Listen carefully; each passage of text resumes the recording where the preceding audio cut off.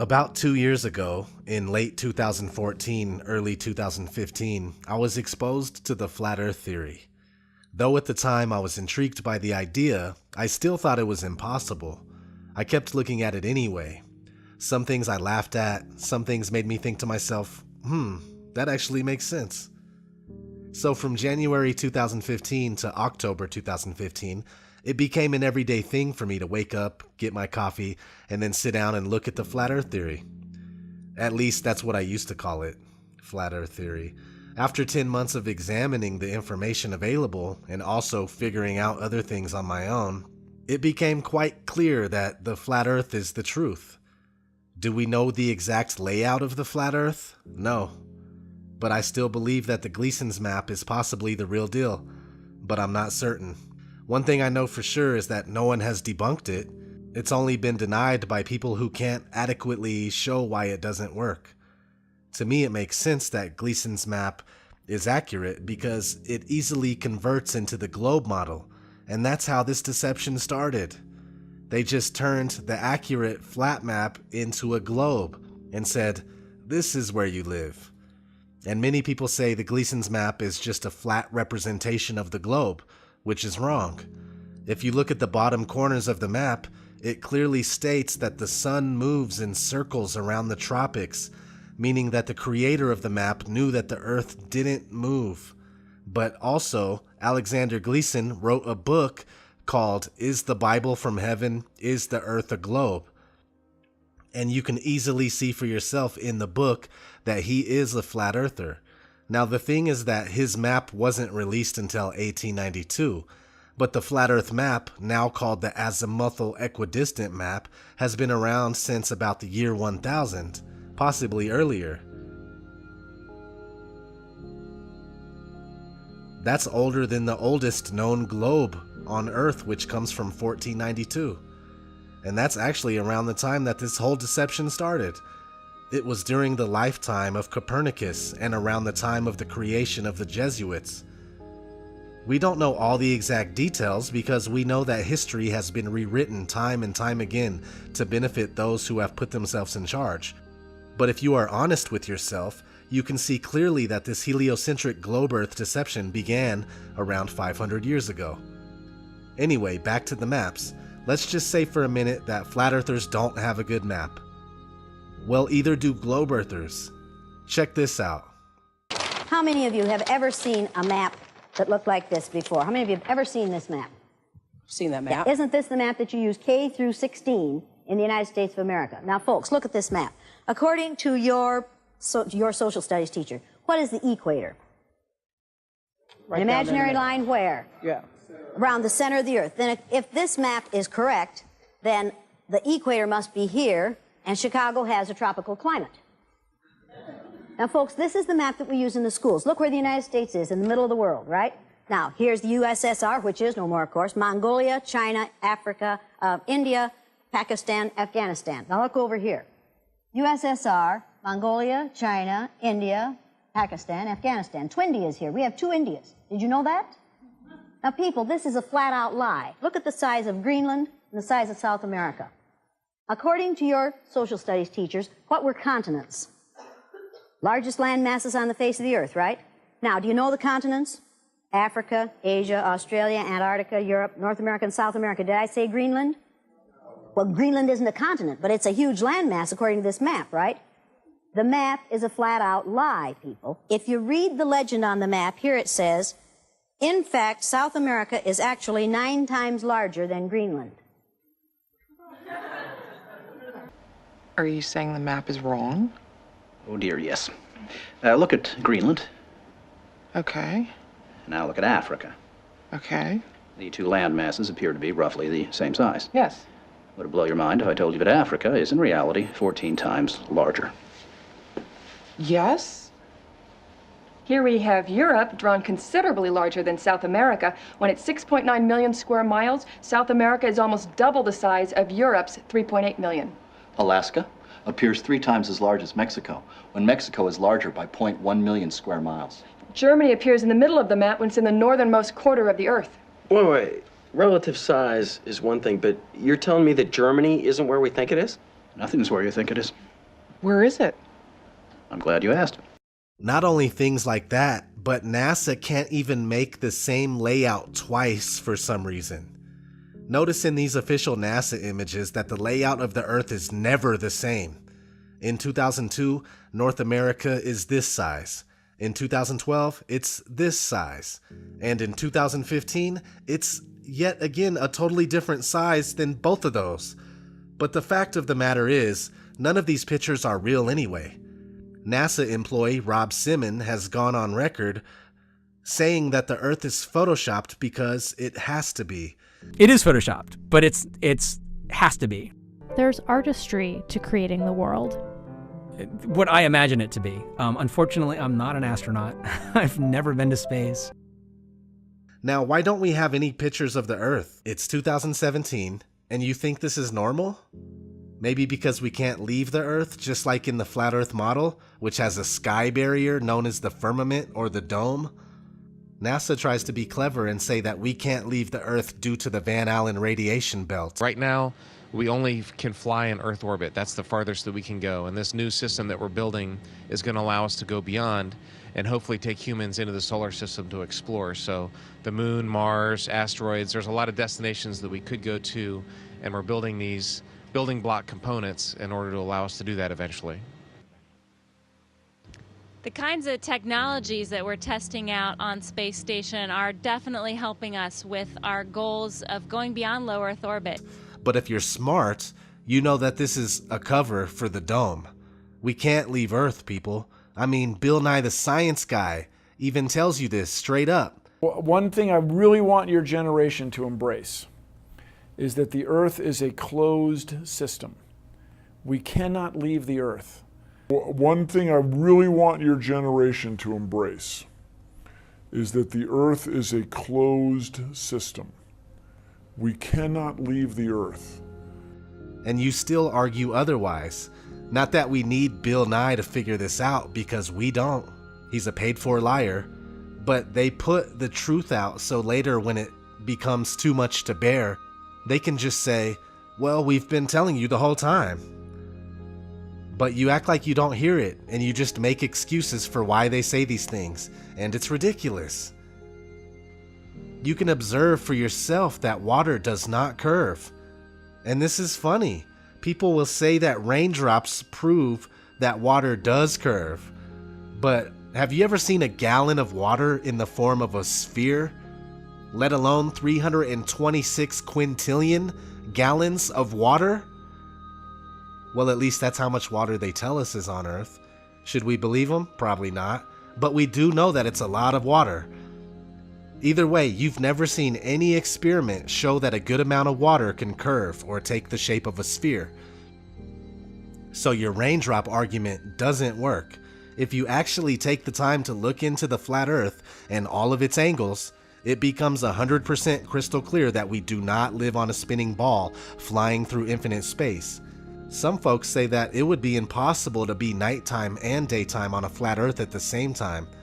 But if you actually looked, then you would know that it's completely possible, because the sun is closer and smaller. Here's a video from an Alaskan cruise. You probably wouldn't believe this if we didn't show you. Here's out our balcony. It's about 10 o'clock at night. It's almost dark. It's amazing. You can see the moon shining and reflecting brilliantly on the water. But then as you pan to the left, it's actually still daylight over here. And the sunset. Look at that beauty.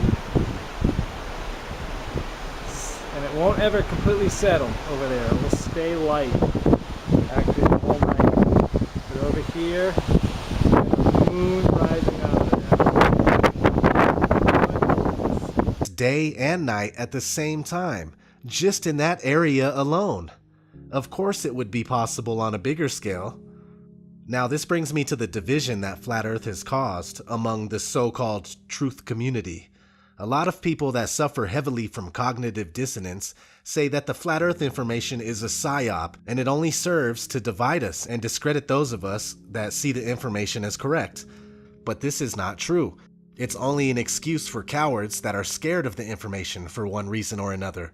Some people don't want to accept the flat earth because of the implications of a creator. Some people can't accept it because of the mental conditioning coming from schools and television that they have been dealing with their whole life. Whatever the reason, I can understand up to a certain extent, but if you have really dove into the flat earth info, and I mean really dove into it, like you let go of your preconceived notions of what the earth is and you examined it unbiasedly, there's no way that you would come back thinking that the earth is a spinning ball. You may come to the conclusion that you honestly just don't know, or you may be 100% sure that the earth is indeed flat, but you would never accept the heliocentric model of the universe after genuinely looking into the flat earth for a good amount of time, which leads me to my next point about the division that flat earth has caused, because it has caused division. What the flat earth has done is divide the real truth seekers from the run-of-the-mill people that don't know the truth when it slaps them in the face. The flat earthers that I interact with are the most logical, down-to-earth people that I know, and they have amazing sense and excellent intuition. Don't get me wrong, there are people that are imitating flat earthers and they pretend to be absolutely batshit crazy in order to discredit the flat earth, and there's most likely genuinely crazy people that are flat earthers.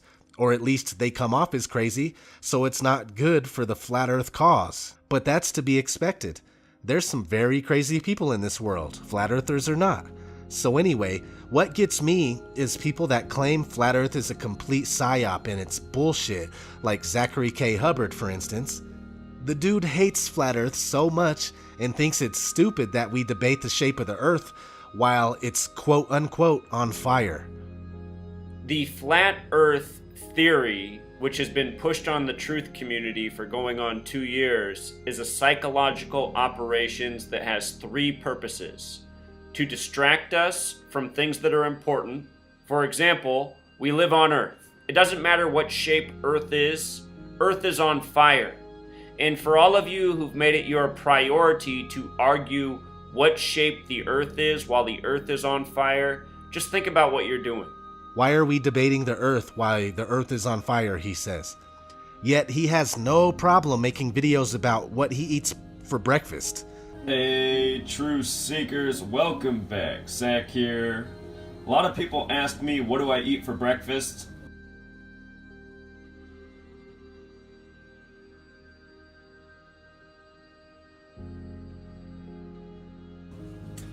I'm a routine guy. I eat the same thing almost every single day, and this is just how I make it. I normally have oatmeal and tea for breakfast.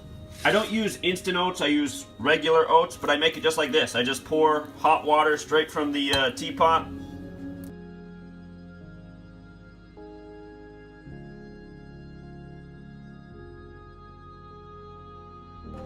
Got your results back. And, I'm sorry, but the test was positive. You're a basic bitch.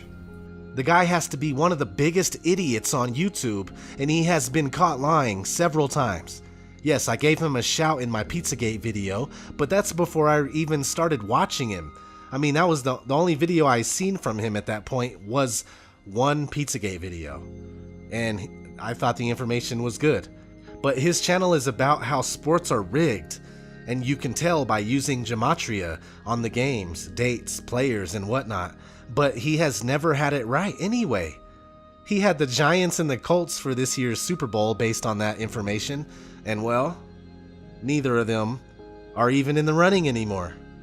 But that's when he picks more teams and plays like that's what he was saying the whole time. He does it all the time, each and every time. Sorry, I'm getting a little carried away on Zach.